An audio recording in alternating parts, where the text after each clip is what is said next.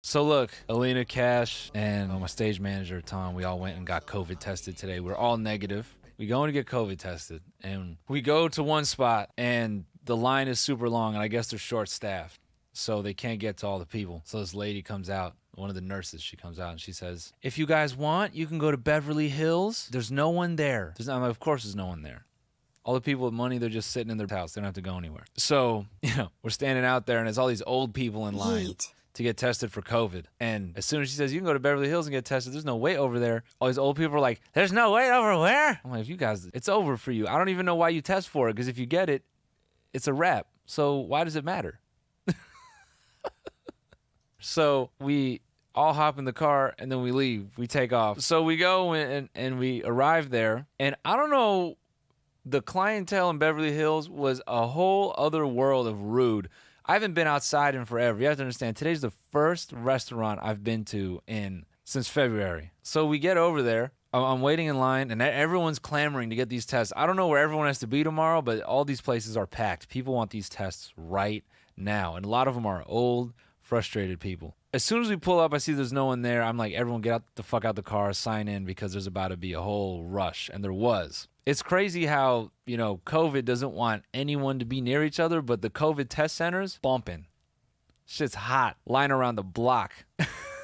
Everyone got their best fit on. It's crazy that everyone puts on a fit for COVID testing. I got to make sure I look good at the COVID testing. All my other COVID tests is everyone understands, hey, I'm going to get the test. It's going to take some time, and it is what it is. Thanks for streaming, dude. So this guy walks in there. And like I was saying, every other COVID test I've had, everyone's just waiting, and we know what it is. We have to get the test. It's going to take time. So this motherfucker comes in. I don't know what it is about just certain type of people, man.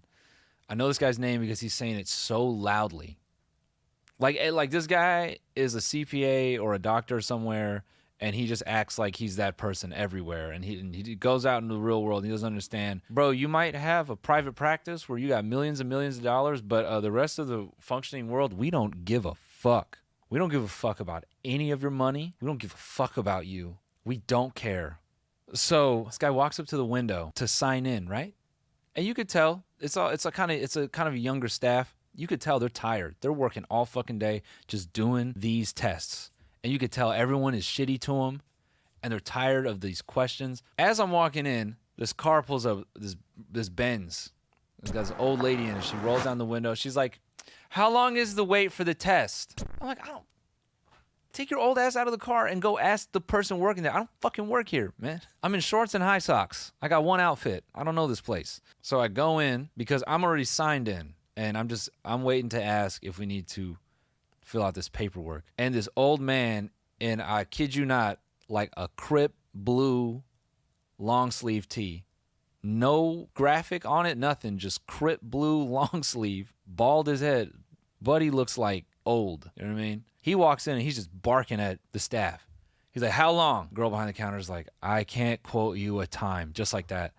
I can't quote you a time. She's so fed up with this question. I can't quote you a time. And the dude is just, rah, rah, rah. I don't want to wait. And then he's calling his nephew on speakerphone. And his nephew is asking him, well, how long is it going to take? And then he's just having this full blown. And I just wanted to be like, dude, no one cares what's in your retirement. You can't act like that here. You're on the same level as everybody else, okay? You're just here. That's not even the guy I'm the most angry at, okay? I got something about that couple later. Because the Crip Blue guy was the husband of the old lady who pulled up, and she's like, how long is the test? So then another guy walks in, like this, upset. And he goes up to the sign-in counter, and someone just signed in before him, and they walked out, and he goes, do you have a clean pen? There's one pen on the countertop or something, but he doesn't want to use that one because someone else touched it. And the lady behind the counter just looks around. She's like, she just grabs a pen, and she hands it to him. And he's like, is it clean? She's like, oh, my I think she took the pen and like wiped it down. I didn't look. The guy was just being a fucking dickhead. So then we're outside, and one of the nurses comes out as a dude, and the guy, he's like, can we take the test if we've signed in already? And the four of us are looking at him like, whoa. Hey, bitch, there's four of us, and we're young, and we'll cough in that mouth. So relax, Alan. Calm down before the four of us get to... He's trying to jump the line. And I'm sitting there thinking, hey, bitch, I don't care who you know. We're here first. This is us. It's us four. You are number 5. Sucks to suck, man, but you are number 5. So he's sitting there just giving this guy a hard time. This guy didn't even come outside to talk to him, and he's got him held hostage to his conversation. And fucking Alan goes, how long does the test take? Nurse is like, oh man, I can't quote you a time. And I wanted to be like, you heard them say inside they can't quote you a time. You were literally standing right there when they said that shit. Why are you asking this stupid fucking question? It's not going to go faster for you, man. It's not going to go faster for you. Get over yourself. He's like one of these rich guys that's had the same clothes for the last 25 years. Yes, sir. And he prides himself on sitting on a pile of cash and just having that pile of cash, but is a total bozo in the real world. You know what I mean? Dresses like shit. His breath stinks. He got no social skills. Nobody likes him. All he has is money. So then he goes and does the most cartoonish shit I've seen in my entire COVID experience. The guy goes, look, man, could be an hour. You know, you got some people in front of you. You know, once you take the test, it takes 15, 20 minutes from there for the results. And he goes, an hour? An hour? It's like, yeah, an hour, dude. What? Then he does this. He does the, I don't. And he's trying to do that number, thinking that this nurse is going to go, oh, Alan, please. Alan, no, don't leave, Alan. Alan, thank you for bringing your rich-ass nose around here, Alan. We so badly wanted to swab your beautiful, rich nose. Please, Alan, don't leave. I just don't have that time. And the nurse goes, all right, man. So then here's the cartoon part. This dude, he takes the paper that he filled out, like with his name and his birthday and all that shit. It's like 3 sheets of paper. He takes it off the clipboard that he had filled it out on. He hands the clipboard back to the dude. And right in front of the nurse, he goes, I just.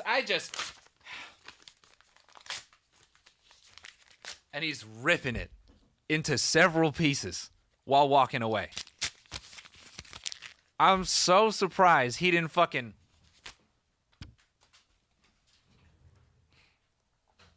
He really did that. And he walked off. It was one of those moments where it was so funny, I couldn't laugh. It was so funny that I just looked at it and said, oh my God, that is hilarious. I couldn't believe it. Boomer rage. Yeah, that's the boomer equivalent of punching the drywall. LA is a weirdo spot. I was busting up laughing because we were driving to the COVID place. And, you know, near where I live near like a super major street. And in the middle of that shit is a dude in a sleeveless lime green running t-shirt. And he's just running in the middle of the fucking, like, 4-lane road. Just. And I look at the dude, and I'm like, this is what the fuck is wrong with L.A. So many cars in that bitch, and you just got this one guy in the middle who thinks it's all about him.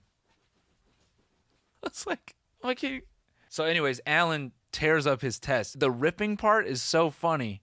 Because what was the point of that? Like, if you have a shredder at home and you're worried about people getting it, like, you just take it home and you put it in the shredder. The fact that he thought he was just going to... And the guy's going to go, no, wait, Alan, wait, man. Don't tear up your medical paper. Hold on, dude. Wait, come back, man. No, we want to test you first. And I know he's going to terrorize his friend group with that story for the next week. You can't. They call it a rapid test. It's not even rapid. You gotta wait a freaking hour for the thing. You gotta go in there. You gotta give him your name, and then you gotta pay, and then you gotta wait for the. Shut the fuck up. If you got that much money, go buy the device that detects pricks your finger and tells you if you got the antibodies or whatever. That guy is a bozo, man. Straight up. Once you're old, it is your responsibility to be not annoying. That's just what it is. It's your responsibility to be not annoying. Once we turn old, we are in society by a privilege of medicine, okay? Because in reality, outside of the modern era, ain't no 50. It was like you died hot. You died 24, like hot, like thin. You were ripped. You were moving shit all day. Like you had muscle.